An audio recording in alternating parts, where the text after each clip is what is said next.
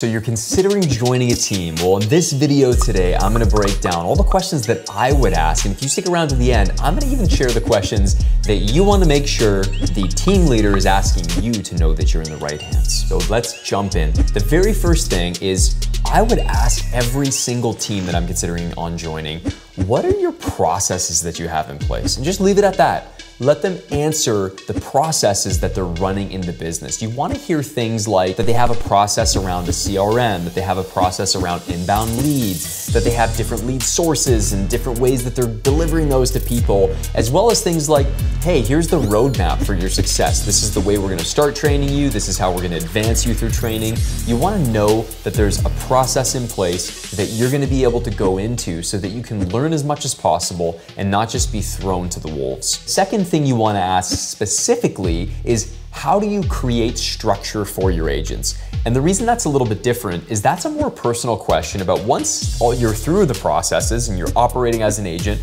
what's the structure? Are there certain team meetings? Is there one-on-ones? Is there sales dedicated meetings? Like, what's all the different structure that you're gonna be able to follow and be accountable in so that you can know you're gonna thrive and succeed? And I would really encourage you when you're asking these questions to ask them very open-endedly. Let them fill in the blanks, let them tell you their answers, and then proceed from there. That leads us straight into number 3, which is, how are you gonna hold me accountable to my goals? You hopefully are watching this because you're a coachable person. You want to learn, you're hungry, you're leaning forward. If you're not, most team leaders, and myself included, we're not gonna be excited for people that are just looking to just punch in, punch out, not really wanting to grow. I'm looking for people that are like, hey, I wanna grow, want more opportunities, wanna learn as I go. And if that's the case, you should want to be held accountable. You should wanna know like, hey, if I'm not hitting those targets, how are you gonna hold me accountable? What's it gonna look like?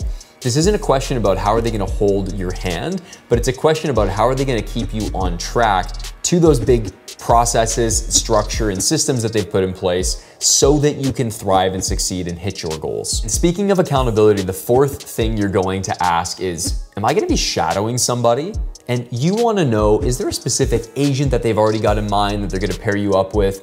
How are they gonna decide who to pair you up with? Is it gonna be based on personalities? Is it gonna be based on availability? Like, what's the game plan here for who you're gonna be learning from? Because the biggest reason you would join a team is to be in proximity to people that are doing the things you wanna be doing. So you wanna know that you're gonna have that opportunity to get around the people who are gonna be able to give you the insight, the perspective, everything you need to hit that next level in your business. And the fifth and final question, and I put it last for a reason, is once you've asked all the other 4 questions, you've dove real deep on understanding the culture, the team, everything else, the last thing I want you to ask is about splits. And the reason you're not gonna start with that is because I personally think if you're joining a team, you should be thinking way more about value in learning and growth opportunities than exclusively worrying about the split thing. Because if you ask that first, it means your entire focus is just about money. And if that's the case, you should just go off on your own and figure it all out yourself. But you wanna first understand how a team's gonna hold you accountable, build structure, have systems for you,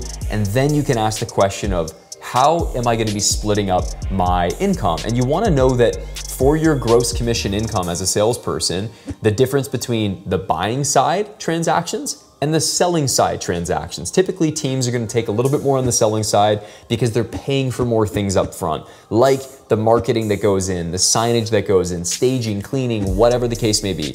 So ask that question last. And as promised, now I wanna dive into the questions that you wanna hear a person asking you when they're the team leader. Number 1, you wanna make sure that the person interviewing you asks you the most basic question. Hey, Jake, why are you considering joining a team? The reason this question is so obvious and so important is that if this person doesn't care about you, your goals, your ambitions, or why you're even thinking about joining a team, then they're not gonna know how to provide you with the resources you need. As a matter of fact, if someone came to me and started asking me all those other questions, I'd probably interrupt it and say, hey, listen, I'm gonna answer all the questions. Just first, tell me, why are you planning on joining a team? So that I could cater those answers to the specific aspects of what we offer that answers what I know that it is that they're looking for. Second question you hope they ask you is, hey, what was your production last year?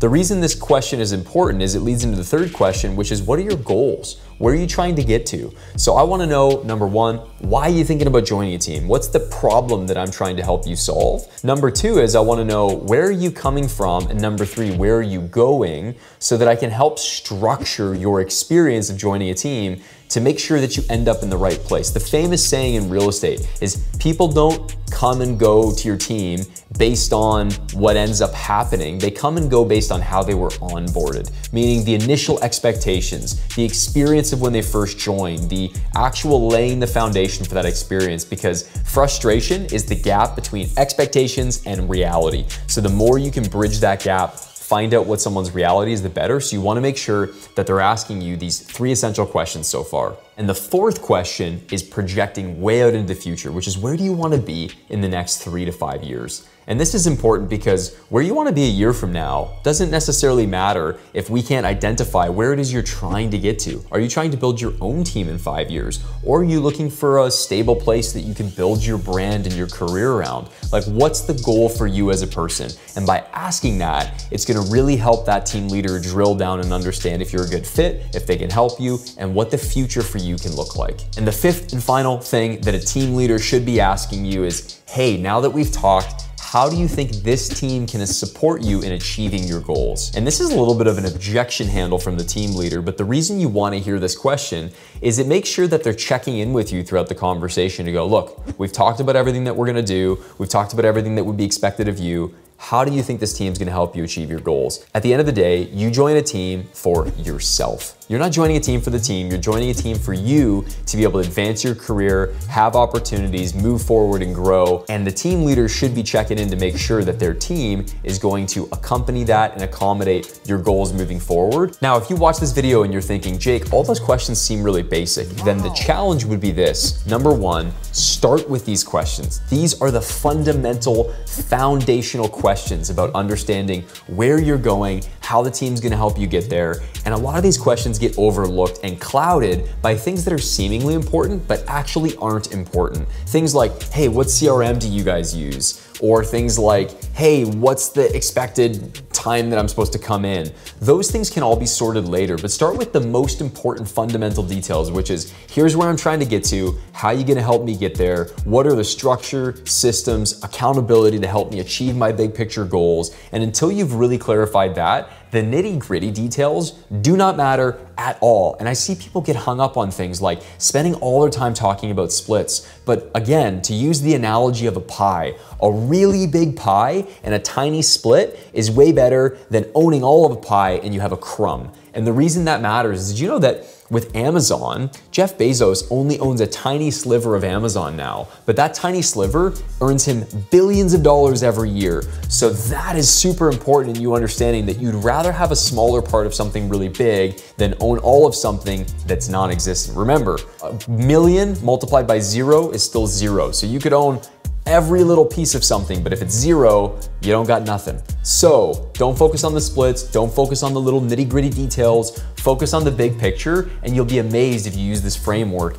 how much it's gonna help you when interviewing. Make sure that you understand that that team leader is thinking about the future at a high level and gonna be able to lead you towards success. So that's it for today's video. I hope you guys loved us going through these 5 things you should ask, the 5 questions I wanna hear you getting asked back. And as always, if you got questions, drop a comment below. We've got a ton of content on this channel that you're gonna love, and you can check out all these different playlists of education that we have for real estate agents, including videos like this one. So if you enjoyed this, hey, share it with a friend, hit subscribe and like. We're forever indebted and we greatly appreciate it. My name's Jake Nicolle. Take care.